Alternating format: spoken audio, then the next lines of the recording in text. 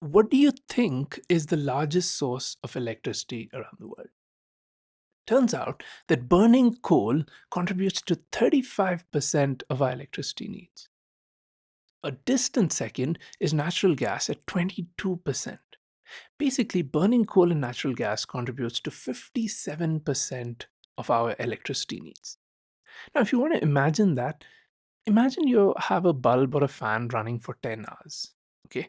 And 6 of those hours were powered by burning coal or natural gas. That's a lot, isn't it? Now, what is the problem with depending on coal and natural gas? Well, burning these things causes a lot of pollution. And that's really not good for the environment, right? Okay. The other issue is that both of these are non renewable sources of energy. What does that mean? That means these will get over pretty soon. How soon? Well, as of now, we still have some time. We have a few hundred years left. But considering the fact that our electricity needs are increasing, our energy needs are increasing, we can never say this may get over a little quicker than what we thought it would last, right? And so, what we've been looking for the past 100 years is alternate sources of energy. And one of the promising alternate sources of energy has been nuclear energy. Let me show you something interesting about nuclear energy. Let's say I have 1 ton of coal. The amount of energy that 1 ton of coal can produce is equal to the amount of energy that a tiny piece of uranium can produce. Yes.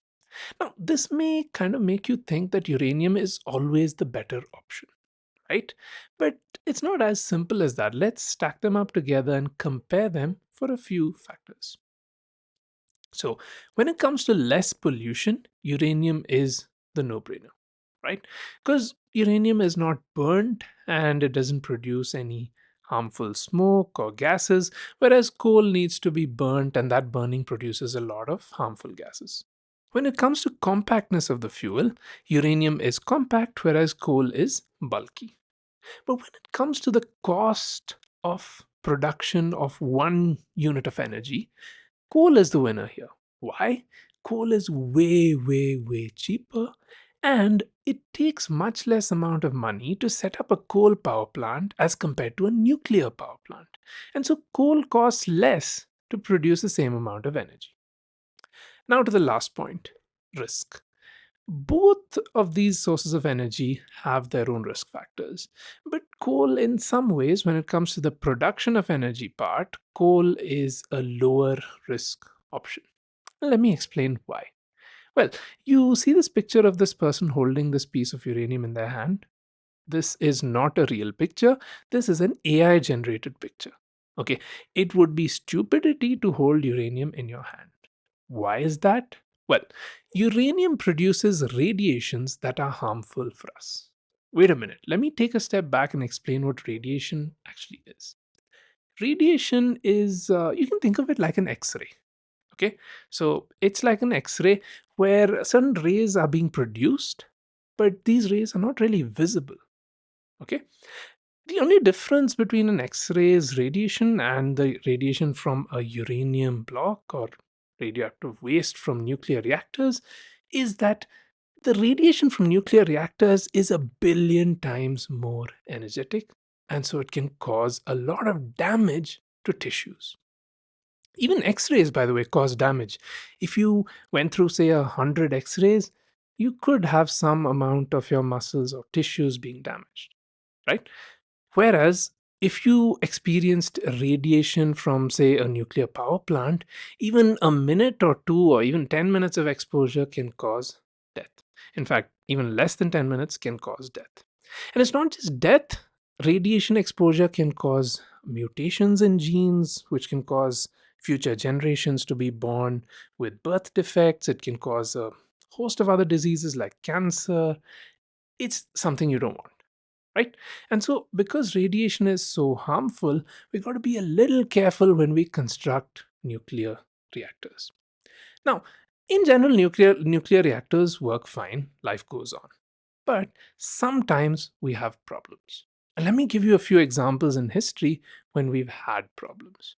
So in Fukushima, this is in Japan, this is the name of a place, there was an earthquake in 2011, and there was a nuclear reactor in Fukushima. And this was what happened to the Fukushima reactor. The earthquake and the tsunami that was generated by the earthquake caused a lot of damage to the Fukushima reactor. Similarly, back in the 80s, in a place called Chernobyl, this was in 1986, there was a technical failure at the Chernobyl nuclear reactor. And this is a picture of the Chernobyl nuclear reactor a few days after the technical failure. Imagine, even a few days after the technical failure, smoke continued to rise from the reactor. It was that bad. So, a small technical failure, or an earthquake, or a flood, or a tsunami, things like these can cause issues in nuclear reactors and expose people to radiations. And that's why we've got to be careful. And obviously, we don't run a nuclear reactor without taking precautions. So I'll run you through some of those precautions that we take. So this is a picture of the nuclear reactor. This portion specifically is the reactor. And within this reactor is the uranium, which is our fuel. This is actually the uranium. Now, what happens is if there's a technical failure or if there's some kind of explosion that may happen, we have something called an emergency cooling system, which can immediately pour in water and cool the system down in the fraction of a second. And usually we use cold water or other coolants for this purpose. The next system we have in place is called a containment building. Outside all of this, we have a large concrete structure that protects this entire nuclear reactor so that even if there is some accident, explosion, or leak of radiation within the reactor, the containment building will keep all this radiation inside, will contain the radiation inside. And this is how the containment building looks from the outside. We also have certain sensors which are very sensitive to any minor changes in the nuclear reaction. Even if there's a tiny change in the temperature or a tiny change in the rate of the reaction, these sensors immediately go off and they stop the entire nuclear reaction within a fraction of a second.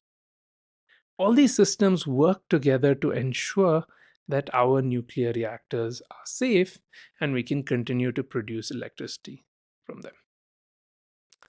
That's it for this video. Thanks for watching.